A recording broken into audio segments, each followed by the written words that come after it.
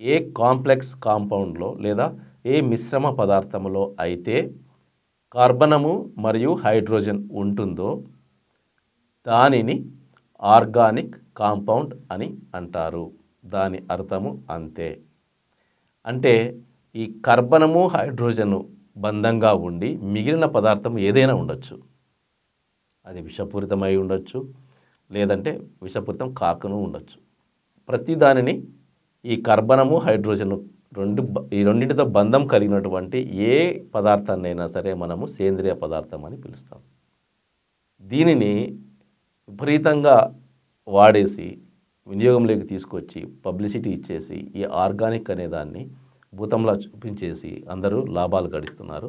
రైతు నోట్లో మట్టి కొడుతున్నారు, వినియోగదారు నోట్లో మట్టి కొడుతున్నారు. మీకు తెలియాల్సింది ఏంటంటే ఈ భూమి మీద అత్యంత విషపూరితమైన పదార్థాలు ఏంటో తెలుసా? ఇనార్గానిక్లో కంటే ఆర్గానిక్లో ఎక్కువ ఉన్నాయి. అత్యంత విషపూరిత పదార్థాలు ఇనార్గానిక్ కెమికల్స్ కంటే ఆర్గానిక్ కెమికల్స్లో ఉన్నాయి.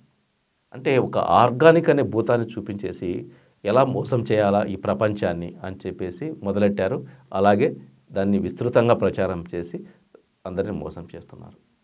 ఆర్గానిక్ అంటే కేవలము కార్బనము హైడ్రోజను బంధం కలిగినటువంటి ఏ పదార్థం అయినా సరే ఆర్గానిక్ అంటారు. అంటే మొక్క ఒక ఆర్గానిక్. ఎందుకంటే ఆ మొక్కలోని ఏ విభాగం తీసుకున్నా, వేరు తీసుకున్నా, కాండం తీసుకున్నా, ఆకు తీసుకున్నా, పువ్వు తీసుకున్నా, లేదా కాయ తీసుకున్నా, పండు తీసుకున్నా, ప్రతి దాంట్లోనూ ఈ కార్బనము హైడ్రోజన్ అనేవి ఉండి తీరతాయి. ఈ కార్బనము హైడ్రోజన్ ఉన్నాక వాటిని ఆర్గానిక్ అనక ఏమనాలి? ఏ శాస్త్రవేత్త అయినా దీనికి సమాధానం చెప్తాడా? మొక్కలోని ఏ భాగమైనా సరే ఈ కార్బనము హైడ్రోజన్ లేకుండా ఉంటుందా? కానీ మనము చెప్పాల్సింది వినియోగదారుడికి ఆర్గానిక్ ప్రొడక్ట్ అని కాదు, కెమికల్ ఫ్రీ ప్రొడక్ట్ అని చెప్పి అమ్మండి దయ ఉంచి.